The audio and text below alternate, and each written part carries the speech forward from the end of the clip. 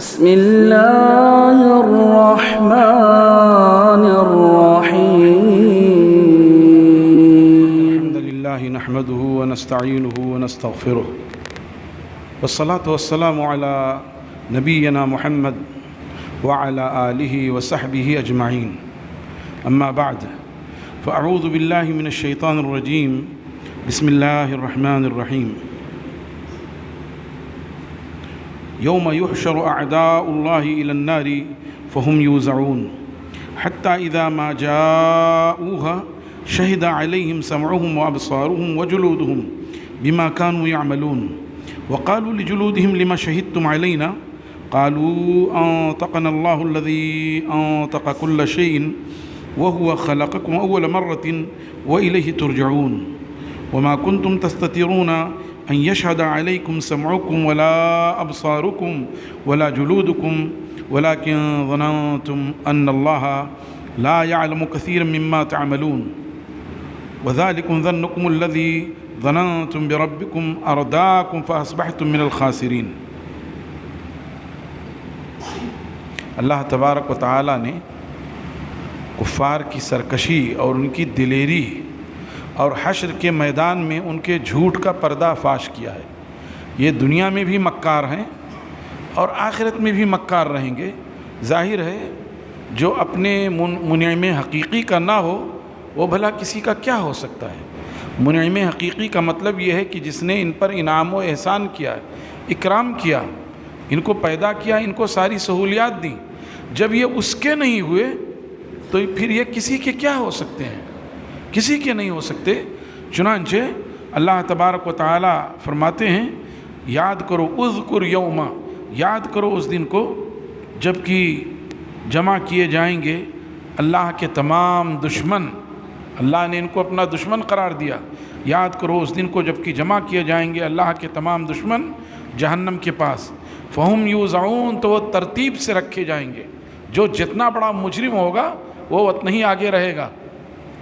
جو ایک غیر اللہ کا پجاری ہے وہ ایک دم پیچھے، جو 2 کا ہے اس کے بعد، جو 3 کا ہے اس کے بعد، جو سب سے بڑا ہے یعنی کروڑوں معبودان باطلہ کا پجاری ہوگا وہ سب سے آگے آگے رہے گا. فہم یوزعون، سب ترتیب سے جتنے ہیں نمبر وار رکھے جائیں گے. جی تو اب یہ کیا کریں گے؟ یہ انکار کریں گے سب. ما کننا مشرکین، ہم نے تو شرک کیا ہی نہیں. اللہ فرمائے گا اچھا کیا کرامن کاتبین کی گواہی اور میری گواہی کافی نہیں ہے؟ کہیں گے نہیں، ہمارے اپنے نفسوں کی گواہی ہم تسلیم کریں گے، بس کسی کی گواہی تسلیم نہیں کریں گے. ہو سکتا ہے کرامن کاتبین نے دشمنی میں لکھ دیا ہو، آپ ہماری مخالفت میں بول رہے ہوں، تو ہم صرف اپنے نفسوں کی گواہی مانیں گے. اللہ فرمائے گا اچھا ٹھیک ہے، رک. ان کے منہ پہ مہر لگا دے گا اور ان کے ہاتھوں سے، ان کے پیروں سے، ان کے کھالوں سے بلوائے گا. تب ان کی کھٹیا کھڑی ہو جائے گی. اب یہ ان کی گھگھی بن جائے گی اور اپنے کھالوں سے کہنے لگے ارے تم کیوں بولنے لگے؟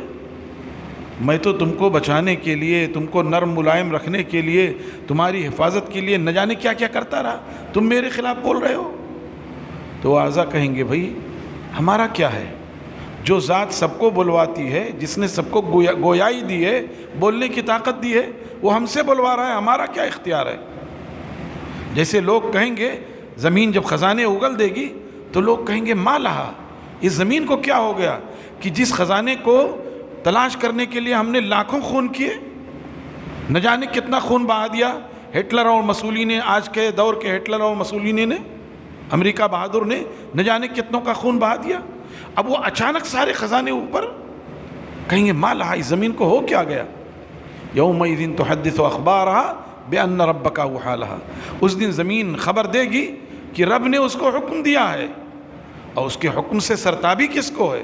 کون انکار کر سکتا ہے؟ ایسے ہی یہاں کھال کہے گی. دیکھیے اللہ فرماتے ہیں یاد کرو اس دن کو جب کہ اللہ کے دشمن جہنم کے پاس ترتیب وار جمع کیے جائیں گے، یہاں تک کہ جب سب کے سب آ جائیں گے. شہد علیہم سمعہم وابصارہم، تو ان کے خلاف گواہی دیں گے ان کے کان اور ان کی آنکھ اور ان کے کھال، بما کانوا یعملون، اس چیز کی گواہی دیں گے جو یہ کرتے رہے ہیں. قالوا لما شہدتم علینا، وہ کہیں گے صاحب ہمارے خلاف آپ کیسے گواہی دے رہے ہو؟ ہاں، وقالوا لجلودہم لما شہدتم علینا، وہ اپنی کھالوں سے کہیں گے ہمارے خلاف کیسے گواہی دے رہے ہو؟ قالوا انطقنا اللہ الذی انطق کل شیء، وہ کہیں گے، کھالیں کہیں گی ہمیں اس ذات نے بلوایا ہے، اللہ نے بلوایا جو ہر چیز کو قوت گویائی دیتا ہے، وہو خلقکم اول مرہ، اور وہ اللہ ہی ہے جس نے تمہیں پہلی مرتبہ پیدا کیا ہے، ثم الیہ ترجعون، پھر اسی کی طرف لوٹائے جاؤ گے، وما کنتم تستترون، اور جو کچھ تم چھپا رہے تھے، ان یشہد علیکم سمعکم، یہ کہ گواہی دیں تمہارے خلاف تمہارے کان اور تمہاری آنکھیں اور تمہارے کھال، یہ تمہیں یقین نہیں تھا اس لیے دھڑلے سے گناہ کیے جا رہے تھے۔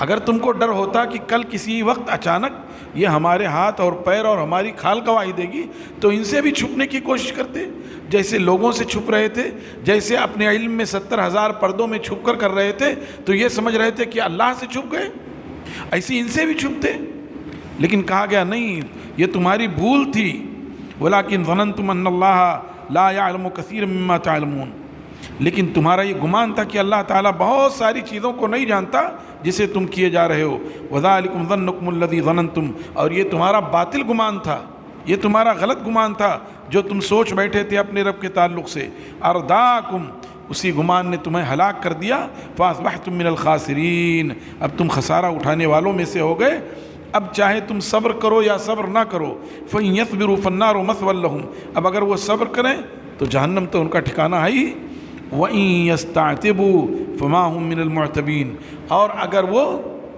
کچھ عذر و معذرت کریں تو ان کی عذر و معذرت قبول نہیں کی جائے گی، اور اگر وہ عفو درگزر طلب کریں، معافی طلب کریں تو ان کی معافی بھی قبول نہیں کی جائے گی۔ آگے اللہ تبارک و تعالیٰ نے دو گروہوں کا تذکرہ کیا ہے، اور دونوں اپنی اپنی جگہ پر بڑی مضبوطی سے قائم ہیں، اور دونوں کا انجام بھی اللہ تعالیٰ نے بتایا ہے۔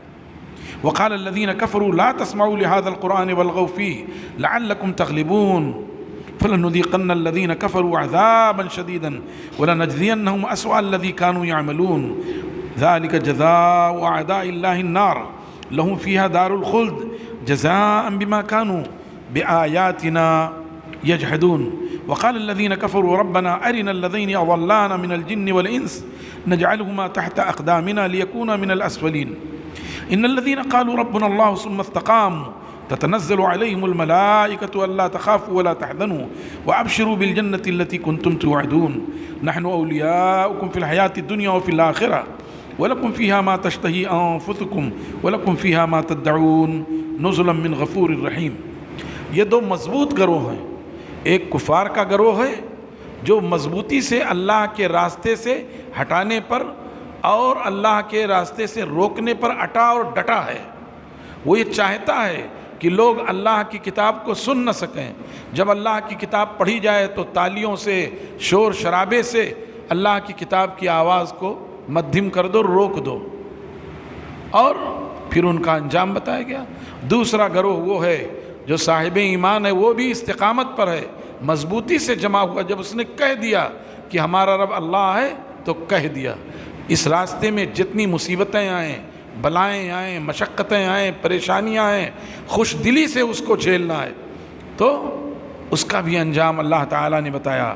چنانچہ اللہ تبارک و تعالیٰ نے یہاں ذکر کیا، اور وہ لوگ کہتے ہیں جنہوں نے کفر کیا ہے، لا تسمعوا لهذا القرآن، اس قرآن کو نہ سنو، والغوا فیہ، اور اس میں شور و شغف کرو، ہنگامہ کرو جب پڑھا جائے، لعلکم تغلبون، شاید تم کامیاب ہو جاؤ۔ کفار مکہ کی ایک جماعت تھی کہ جب رسول اکرم صلی اللہ علیہ وسلم قرآن پاک کی تلاوت کرتے تو وہ یہ کہتے کہ تالیاں بجاؤ، سیٹیاں بجاؤ، اور ان کی تالیاں اور سیٹیاں ہی ان کی عبادت تھی۔ وما کان صلاتهم عند البیت الا مکاء وتصدیہ، بیت اللہ الحرام کے پاس ان کی صلاۃ کیا ہوتی تھی سوائے سیٹی بجانا اور تالی بجانا، بس اس کے علاوہ اور کچھ نہیں ہوتی تھی۔ تو آج بھی دیکھیے آپ بغل میں آپ سنتے رہتے ہیں، غالباً ہر سنیچر کی شام میں ہوتا ہو، جیسا کہ کل ہو رہا تھا، پرسوں تالیاں بجاتی ہیں عورتیں ان کی اور گاتی رہتی ہیں، اور اس کو کیا سمجھتی ہیں؟ سورگ کا ذریعہ سمجھتی ہیں، اس کو وہ سورگ میں جانے کا ذریعہ سمجھتی ہیں۔ میرے خیال سے یہاں یہی ہوگا، ہر سنیچر کو کنڈلی لگتی ہوگی ان کی، اور جب بھی ان کا ہوتا ہے بس یہی سب ناچ گانا اور یہی پوجا ہے ان کی، کہیں سے بھی روحانیت سمجھ میں ہی نہیں آتی۔ تو انہوں نے یہی کہا لا تسمعوا لهذا القرآن، اس قرآن کو سنو نہیں، والغوا فیہ، بلکہ اس میں لہو و لعب کرو، کھیل کود کرو، شور و غوغا کرو، لعلکم تغلبون، شاید تم کامیاب ہو جاؤ۔ اللہ فرماتے ہیں اچھا رک، فَلَنُذِيقَنَّ الَّذِينَ كَفَرُوا عَذَابًا شَدِيدًا، تو ہم ضرور بھی ضرور مزہ چکھائیں گے ان لوگوں کو جنہوں نے کفر کیا۔ کس چیز کا مزہ چکھائیں گے؟ عذابًا شدیدا، سخت ترین عذاب کا مزہ چکھائیں گے۔ وَلَنَجْزِيَنَّهُمْ أَسْوَأَ الَّذِي كَانُوا يَعْمَلُونَ، اور ضرور بھی ضرور ہم بدلہ دیں گے، انتہائی برا بدلہ دیں گے اس چیز کا جو یہ عمل کیے جا رہے ہیں۔ کیوں بدلہ دیں گے؟ ذَلِكَ جَزَاءُ أَعْدَاءِ اللَّهِ النَّارِ، یہ بدلہ ہے اللہ کے دشمنوں کا جہنم۔ لَهُمْ فِيهَا دَارُ الْخُلْدِ، وہ اس میں ہمیشہ رہیں گے۔ جَزَاءً بِمَا كَانُوا بِآيَاتِنَا يَجْحَدُونَ، یہ بدلہ ہے اس چیز کا جو یہ ہماری آیات کا انکار کرتے رہے، نہ کہ صرف انکار کرتے رہے، شدت سے، جحود میں شدت سے انکار کرتے رہے، خود بھی رکے رہے، دوسروں کو بھی روکتے رہے۔ اور اب ان کے جو نچلے ہیں یہ اپنے بڑوں کے خلاف کہیں گے، جو مریدین ہیں اپنے پیروں کے خلاف کہیں گے۔ وقال الذین کفروا، اور وہ لوگ کہیں گے جنہوں نے کفر کیا، ربنا ارنا الذین اضلانا، اللہ تو ہمیں دکھلا دے ان دونوں کو، انسانوں اور جنوں کو، اضلانا جنہوں نے ہمیں گمراہ کیا تھا جنوں انسانوں میں سے، کیوں دکھلا دے؟ نجعلہما تحت اقدامنا، ہم نے دنیا میں تو ان کو اپنے سر پہ بٹھا رکھا تھا، سر پہ بٹھانے کی وجہ سے یہ ذلت اور رسوائی آج مل رہی ہے، جیسے ہم نے وہاں سر پہ بٹھایا تھا آج ان کو قدموں تلے رونت دیں۔ نجعلہما تحت اقدامنا، ہم ان کو اپنے قدموں تلے رونت دیں۔ لیکونا من الاسفلین، تاکہ یہ سب کے سب شودر ہو جائیں، سب کے سب شودر ہو جائیں، ہم نیچے چلے جائیں۔ جیسے آج شودروں کو کیا تو وہ کہہ رہے ہیں ہم ان کو شودر بنا دیں۔ یہ ایک گروہ کا تذکرہ ہوا جو اپنے کفر پر اڑا ہوا ہے اور اپنے کفر ہی کے نتیجے میں اللہ کے بندوں کو اللہ کے راستے سے، اللہ کی مقدس کتاب سے، اللہ کے ذکر خیر سے، اللہ کے رسول صلی اللہ علیہ وسلم کی احادیث مبارکہ سے، اس کی شریعت مطہرہ سے روک رہا ہے۔ یہ وہ بدبخت گروہ ہے۔ کچھ خوش نصیب لوگوں کا تذکرہ سنیے، اللہ ہم سب کو انہی میں شامل فرما لے۔ اللہ فرماتے ہیں کیا؟ ایسے موقعوں پہ آمین کہنا چاہیے قاعدے سے، جو میں نے ابھی کہا کہ ان خوش نصیبوں میں اللہ ہمیں بھی شامل کر لے، ہر فرد کو آمین کہنا چاہیے، اس لیے کہ وہ گروہ ہی ایسا خوش نصیب ہے۔ ان الذین قالوا ربنا اللہ، یقیناً وہ لوگ جنہوں نے کہا ہمارا رب اللہ ہے، ثم استقاموا، پھر اسی بات پر وہ جم گئے، کہہ دیا ہمارا رب اللہ، جم گئے۔ اللہ کے رسول صلی اللہ علیہ وسلم سے ایک صحابی نے سوال کیا اچھا عمل بتائیے، اچھا کلمہ، تو آپ نے کیا فرمایا؟ قل آمنت باللہ ثم استقم، آپ کہیے کہ میں اللہ کی ذات عالیہ پر ایمان لایا اور پھر اس پر جم جائیے، یعنی اس کے تقاضوں کو پورا کریے، اس کے ما لہ و ما علیہ، اس کے پیش منظر اور پس منظر پہ لگ جائیے۔ وہی کہا کہ ثم استقاموا، پھر وہ اس پر جم گئے، تب کیا ہوگا ان کے لیے؟ تتنزل علیہم الملائکہ، ان پر فرشتوں کا نزول ہوتا ہے، فرشتے آتے ہیں، اللہ تخافوا ولا تحزنوا، انہیں بشارت دیتے ہیں کہ نہ تو تم خوف کھاؤ، مستقبل کے معاملات پہ خوف نہ کھاؤ، ولا تحزنوا، اور جو گزر چکا اس پہ تم رنجور نہ ہو، وابشروا بالجنۃ التی کنتم توعدون، اور تمہیں خوش ہو جانا چاہیے، بشارت ہے تمہارے لیے اس جنت کی جس کا تم سے وعدہ کیا گیا ہے۔ نحن اولیاؤکم فی الحیات الدنیا وفی الآخرہ، ہم تمہارے ولی اور مددگار ہیں دنیاوی زندگی میں بھی اور آخرت میں بھی۔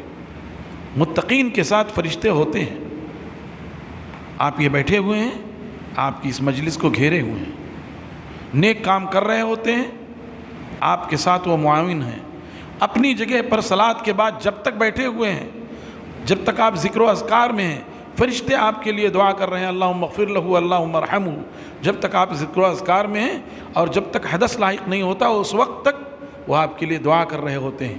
وہی کہہ رہے ہیں وہ نحن اولیاؤکم فی الحیات الدنیا، ہم تمہارے ولی اور دوست ہیں دنیاوی زندگی میں بھی، وفی الآخرہ، اور آخرت میں بھی، وَلَكُمْ فِيهَا مَا تَشْتَهِي أَنفُسُكُمْ، اور تمہارے لیے اس جنت میں، فیہا جنت میں وہ تمام چیزیں ہیں جن کی خواہش تمہارا نفس کرے، وَلَكُمْ فِيهَا مَا تَدَّعُونَ، تمہارے لیے وہ سب کچھ ہے جس کو تم چاہو گے، جس کی تمہیں تمنا ہوگی، وہ سب کے سب تمہارے لیے وہاں موجود ہے، نزلا من غفور الرحیم، یہ رب العالمین کی طرف سے، رحیم پروردگار کی طرف سے یہ میزبانی ہے، یہ اللہ مہمانی کر رہا ہے آپ کی۔ کیسے خوش نصیب لوگ ہیں، اللہ تعالی ہم سب کو اس مبارک اور خوش نصیب زمرے میں شامل کر دے، کیسے اچھے لوگ۔ اور اس کے بعد یہ فرمایا یہ جو دو گروہ ہوئے یہ کس کے نتیجے میں ہوئے؟ جب تک آپ دعوت کا کام نہیں کریں گے تب تک دو گروہ بن ہی نہیں سکتے۔ جب آپ دعوت کا کام کریں گے تو ایک گروہ وہ ہے جو بڑھ کر لبیک کہے گا، اور ایک گروہ وہ ہے جو معارضہ کرے گا، مخالفت کرے گا، تبھی دو گروہ بنیں گے۔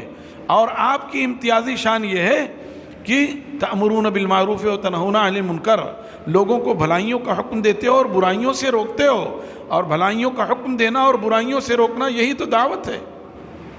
چنانچہ اللہ تعالیٰ نے فرمایا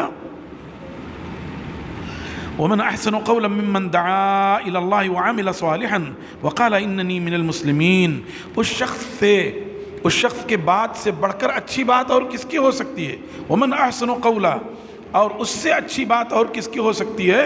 ممن دعا الی اللہ، جو اللہ رب العزت کی طرف بلائے، وعمل صالحا، اور نیک کام کرے۔ پتہ یہ چلا کہ داعی صرف زبان سے نقطہ نکالتا جا رہا ہے، پوائنٹ پر پوائنٹ بتاتا جا رہا ہے، یہ نقطے، یہ فلسفہ، لیکن جب تک اس کا عمل نہیں ہے اس کی دعوت مؤثر نہیں ہو سکتی ہے۔ ضروری ہے کہ دعوت کے ساتھ وہ خود صالح ہو اور مسلمان ہو۔ وہی کہا ومن احسن قولا، اور اس شخص سے بڑھ کر اچھی بات اور کس کی ہو سکتی ہے؟ جو اللہ تعالیٰ کی طرف بلائے، وعمل صالحا، اور نیک کام کرے، وقال اننی من المسلمین، اور ساتھ ساتھ یہ بھی کہے کہ میں فرما برداروں میں سے ہوں، میں نے اپنے آپ کو اللہ کے حوالے کر دیا ہے۔ ولا تستوی الحسنۃ ولا السیئۃ، اور نیکی اور بدی دونوں برابر نہیں ہو سکتے۔ ادفع باللتی ہی احسن، اس کے ذریعے دفع کیجئے جو اچھی چیز ہو۔ اور ظاہر ہے بدی کے مقابلے میں نیکی اچھی چیز ہے، نیکی ہی سے بدی کا مقابلہ کیا جائے۔ ہاں کبھی کبھار بعض ظروف اور حالات ایسے ہوتے ہیں کہ وہاں پھر منہ توڑ جواب دینا ضروری ہو جاتا ہے، تو وہ بدی نہیں ہوگی۔ اگر بدی کا ہم نے جواب دیا تو وہ بدی نہیں ہے، بلکہ وہ اس کا جواب ہے، وہ بدی نہیں ہوئی۔ کسی نے آپ کو برا بھلا کہا تو آپ صبر کر گئے، اچھی چیز ہے، جبکہ آپ کو اختیار ہے کہ اس کی بات کا ویسے ہی جواب دے دیجئے۔ اگر آپ نے اس کی بری بات کا بری بات سے جواب دے دیا تو آپ حق بجانب ہیں، لیکن افضل یہ ہے کہ صبر کر جائیے۔ البتہ جب پانی حد سے تجاوز کر جائے اور اس کا یہ وتیرہ بن جائے کہ جس کسی کو کوئی سامنے آتا ہے اس کو کاٹ کھاتا ہے، تو پھر ایسے سرکش کے لیے کبھی ضروری ہو جاتا ہے۔ اور اسی لیے کہا گیا وَلَكُمْ فِي الْقِصَاصِ حَيَاةٌ يَا أُولِي الْأَلْبَابِ، قصاص میں تمہارے لیے زندگی، اسی لیے کہا گیا کہ کبھی منہ توڑ جواب دینا ضروری ہوتا ہے۔ اگر آپ نے جواب نہیں دیا تو آپ سے شے مل جائے گی، دوسرے اللہ کے بندوں کو ستائے گا، تیسرے کو، چوتھے کو، پانچویں کو ستائے گا، تو کبھی ضروری بھی ہو جاتا ہے۔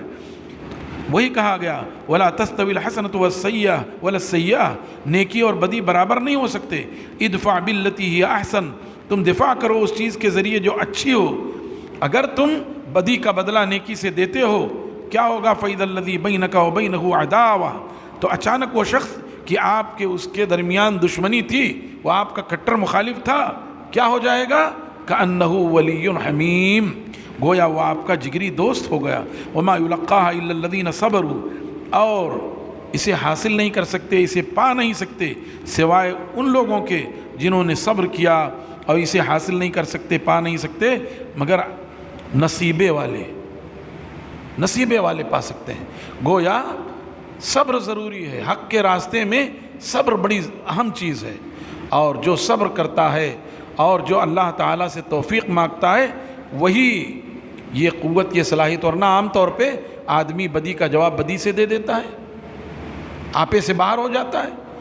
بس اللہ کے مخصوص بندے ہیں کہ وہ، جیسے رسول اللہ صلی اللہ علیہ وسلم کی صفت بیان کی گئی تھی کہ رسول اللہ صلی اللہ علیہ وسلم نہ بازاروں میں شور و شرابہ کرنے والے ہیں، نہ جو ہے برائی کا بدلہ برائی سے دیتے ہیں، نہ جو ہے اسی طریقے سے معاف کر دینے والے ہیں، جو آپ کی صفات بتائی گئی۔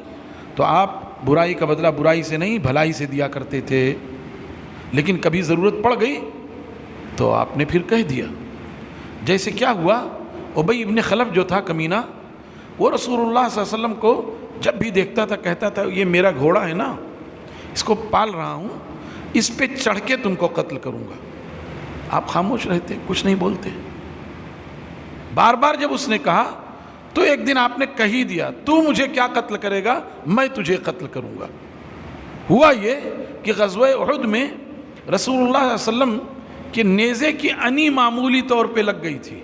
اتنا ہر کسی کو لگ جاتا ہے، معمولی سی نشان پڑ گیا، اس کی وجہ سے ایسا چلاتا تھا جیسے کسی اونٹ یا گائے کو ذبح کر دیا گیا ہو، ایسا چلاتا تھا. اس کے ساتھی ڈانٹتے تھے، تجھے کیا ہو گیا، کچھ بھی تو نہیں ہے. کہتا تھا نہیں، محمد نے کہا تھا میں تجھے قتل کر دوں گا، انہوں نے مجھے قتل کر دیا، وہی ہوا، وہ مر گیا. تو آپ نے ضبط کیا انتہا تک، لیکن پھر آپ نے جواب دے دیا. تو ایسے حالات ہوں تو صبر بڑی چیز ہے. بہرحال ان آیات میں اللہ تبارک و تعالی نے جہاں مشرکین کی عادت اور ان کا جھوٹ، ان کا فریب اور فطری طور پر وہ مکار اور جھوٹے پیدا ہوئے ہیں، اس کا پردہ فاش کیا ہے. ساتھ ہی ساتھ یہ قدرت کاملہ اللہ کی، جیسے آج اس نے زبان کو دنیا میں قوت گویائی دی ہے، کل ہاتھ اور پیر کو اور کھالوں کو قوت گویائی دے دے گا، زمین کو قوت گویائی دے دے گا. جس مخلوق کو چاہے قوت گویائی دے دے اور وہ بات بیان کرے گی. اور پھر دو گروہوں کا تذکرہ ہوا. ایک وہ گروہ ہے جو اللہ کے راستے سے روکتا ہے، اور دوسرا گروہ وہ ہے جو اللہ کے راستے پر قائم ہے اور جمع ہوا ہے. اور دونوں کا انجام بتایا گیا کہ وہ جو اللہ کے راستے سے روکتا ہے اس کا ٹھکانہ جہنم ہے، وہ اس میں ہمیشہ ہمیش رہے گا. جو اللہ کے راستے پر استقامت اور پامردی کا مظاہرہ کر رہا ہے، فرشتے اس کے ساتھ ہیں، اس کو بشارت دے رہے ہیں. دنیاوی زندگی میں کیا ہوا اس پر کوئی غم نہیں، آخرت میں کوئی خوف نہیں، اس لیے کہ اللہ تبارک و تعالیٰ ان کے ساتھ بھلائی اور خیر کا معاملہ کرے گا. اور یہ کہا گیا کہ یہ دو گروہ کب واضح ہوں گے، کب ظاہر ہوں گے، جب ہم دعوت کا کام کریں. حقیقت میں امت مسلمہ کی یہ مجرمانہ غفلت اور غلطی ہے، خاص طور سے امت مسلمہ ہندیہ کی یہ غلطی ہے. اس ملک یعنی اس ملک کی بڑی تعداد میں باشندے، میں یہ بات اکثر کہا کرتا ہوں، لگتی ہے وہ چیز مجھ کو کہ اس ملک کے 85% دلت، ہندوؤں کی جو آبادی ہے 85% دلت اس موڑ پر تھے کہ اگر ہم نے صحیح دعوت کا کام کیا ہوتا تو شاید ایک بھی دلت ہندو نہیں ہوتا. ویسے بھی دلتوں کی ایک بڑی تعداد بدھزم میں چلی گئی ہے. حالانکہ انہوں نے کیا کیا ہے، بدھسٹوں کو، سکھوں کو، جینیوں کو، پارسیوں کو، سب کو کہہ رہے ہیں سب ہمارے اندر ہو. اور اس کی لڑائی ان کی چلتی رہی، کبھی کبھی اسی کے نتیجے میں گولڈن ٹیمپل کا اٹیک ہوا تھا. تو دعوت کا کام ہم نے کیا ہی نہیں، اللہ ہمیں معاف کر دے. حقیقت میں آج اسی دعوت کا کام نہ کرنے کی وجہ سے اللہ تعالیٰ نے یہ عذاب ہم پر مسلط کر دیا ہے کہ وہی شودر جو پیاسے تھے، جب ہم نے ان کی پیاس نہیں بجھائی تو آج وہ ہمارے خلاف اٹھ کھڑے ہوئے ہیں. برہمن اور چھتری ہمارے خلاف ان کو استعمال کر رہا ہے. وہ مارے گئے تب بھی اس کا فائدہ، انہوں نے ہم کو مارا تب بھی اس کا فائدہ ہے. اس لیے کہ برہمن 3% ہے اور چھتری 5% ہے اور ویش جو ہے 7% ہے اور 85% دلت ہے. تو دعوت کا ذکر ہوا. میرے بھائیوں، اب بھی موقع ہے کہ ہم اسلام کا تعارف غیر مسلموں میں کروائیں. ہمارے ساتھ اٹھنے بیٹھنے والے جو لوگ ہیں ان میں اچھے انداز میں تعارف کروائیں، لطیفے میں ہنستے ہنساتے کچھ نہ کچھ باتیں کہتے رہیں. اور اس میں میں سمجھتا ہوں کہ علماء کے مقابلے میں کاروباری لوگوں کے لیے زیادہ آسان ہے. علماء کو تو مہم بنانی پڑے گی، یہ ان کی ذمہ داری ہے، ان کو تو کرنا ہی ہے. میں اپنے راستے سے فرار نہیں اختیار کر رہا، لیکن آپ لوگوں کے لیے اور آسان ہے جو کاروباری ہیں، جن کے تعلقات ہیں ایک دوسرے سے. بہرحال یہ عمل کرنا چاہیے. اللہ تعالیٰ سے دعا ہے کہ اللہ تعالیٰ ان آیات کے ذریعے ہمیں جو ہدایت دے رہا ہے اس پر عمل کی توفیق عطا فرمائے، دین کے راستے میں استقامت اور جمنے کی صلاحیت عطا فرمائے. اللہ تعالیٰ فرشتوں کو ہمارا دوست اور ولی بنا دے، فرشتوں کے ذریعے ہمیں بشارت دے دے. اللہ تعالیٰ جنت میں ہماری میزبانی فرمائے، دنیا کے مسائل کو آسان فرما دے. اللہ تعالیٰ ہمیں داعی کی حیثیت سے زندہ رکھے اور داعی کی حیثیت سے ہماری وفات ہو۔ اللہم اجعل القرآن ربیع قلبی ونور صدری وبصری وجلاء حزنی وذہاب ہمی، وصلی اللہ وسلم وبارک علی نبینا محمد وعلی آلہ وصحبہ اجمعین ومن تبعہم بإحسان الی یوم الدین، والسلام علیکم ورحمۃ اللہ وبرکاتہ۔